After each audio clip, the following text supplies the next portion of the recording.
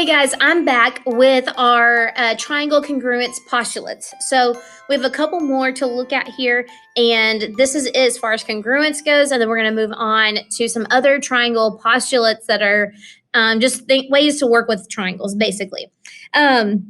So we have yesterday we learned about, or the last lesson we learned about side angle side, and we learned about side side side.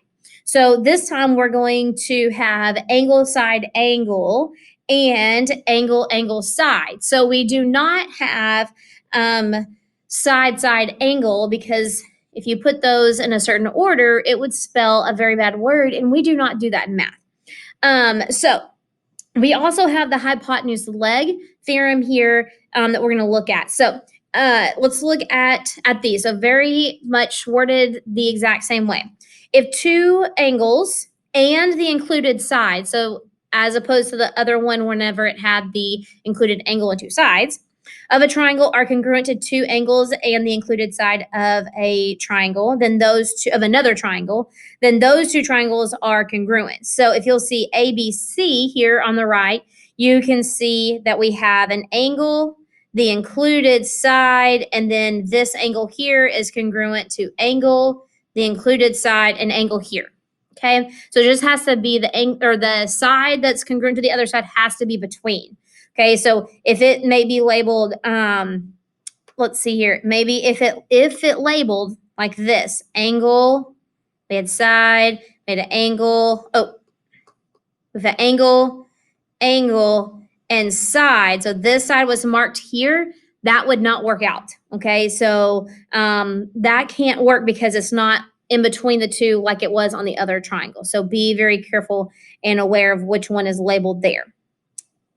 All right, we have angle side. So if two angles of a non-included side, so this time it doesn't have to be included, and it can't be included, of a triangle are congruent to two sides and the corresponding non-included side of another triangle, then the two triangles are congruent.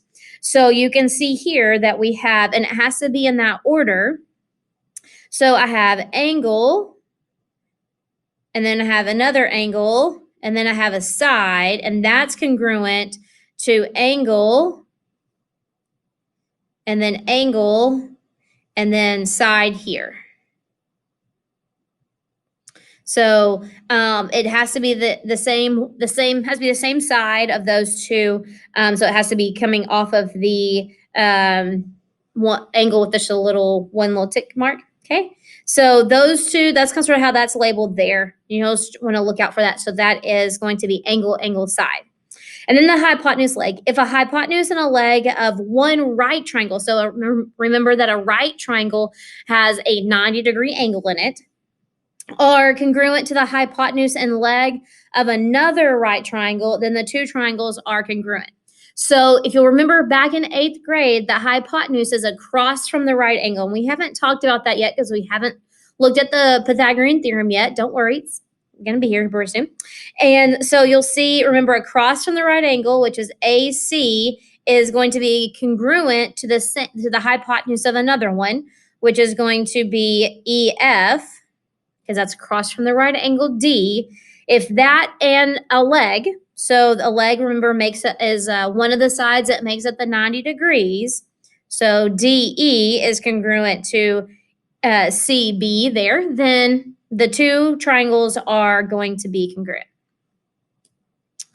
All right, so what we're going to look at here as far as examples go, we're going to identify angle side angle. We're going to do a little bit of applying one of the congruence theorems, and then we're going to look at applying the hypotenuse leg theorem. So given the triangles below, determine the triangles are congruent by, which ones are congruent by angle side angle. So angle side angle, which would mean that the side has to be between the two congruent angles. So we have, look here, we have an angle here, and then we have the two angle Q, and then we have an included side between those two. If you look at this other triangle here, we have the angle that's marked with two arcs, and the one that's marked with one, and then it's not the included side. It's not XY. That one's not congruent. It's this one here. So therefore, this one is a no-go, and we have these two here. So remember, it has to be the side that's between the two congruent angles. All right, so what you'll notice here is that we're going to try to find the measure of angle A and angle L. So what you'll notice is that if it has one little arc, that's going to be 62 degrees. So I have a little arc there, and I have one arc here. That's going to be 62 degrees, okay? And then if I have one that's marked by 2, it's going to be 51 based on this information. So L is going to be 51 degrees.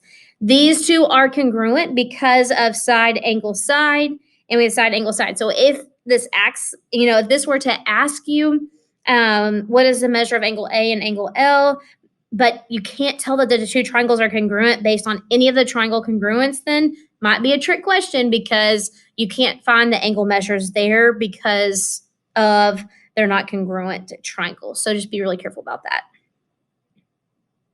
And then this last example, we're going to apply, remember, the hypotenuse leg theorem. So remember, if the hypotenuse and one of the legs is congruent to the hypotenuse and leg of the other triangle, of another right triangle, then the two triangles are congruent. So we're going to have to do some equations here. Don't worry, your skill check does not include any of these, but I wanted you to see how maybe you might have to apply it here. So we have the 13 is going to be congruent to this side. Get a little better straight line. So I'm going to have 4x plus 1 is equal to 13. So then I would just solve by subtracting 1. And this is good practice for us to solve equations. So x is equal to 3. Now, what do I have to do with that 3? Well, that 3 needs to go back and plug in to x here and x here. So this really becomes 2 times 3 plus y, which is 6 plus y. And this becomes 8 times 3 minus 2y. So this is 24 minus 2y, and these two are equal. So I'm going to come over here and solve those. So I have 6 plus y is equal to 24 minus 2y. And so I'm going to move my 2y over. So 6 plus 3y is equal to 24. I'm going to subtract 6. That's the number without the variable. So normally we write it second, but this time it's not written that way. So just be careful about that one because it's kind of tricky. So 3y equals 18. So then divide by 3, and y is equal to 6. So y equals 6 and x equals 3. Now I'm able to do that because of the hypotenuse leg theorem, where I know that those two sides are congruent. So that allows me to set them equal to each other. So congruent means equal. And then I plugged in what I got for x there to get y. So that's a little bit more involved, but just applying that theorem there. So today we talked about angle, side, angle. So it's that side that's between the two angles, and angle, angle, side that's not included, that's not in between those two congruent angles. And then you have the hypotenuse leg, where the hypotenuse and the leg are congruent, then the two triangles are congruent as well. We have that included with side, angle, side, and side, side, side. So throwing all of those together in the triangle congruence postulates and theorems that you can use to determine if two triangles are congruent or not. So now it's your turn to practice with your skill check.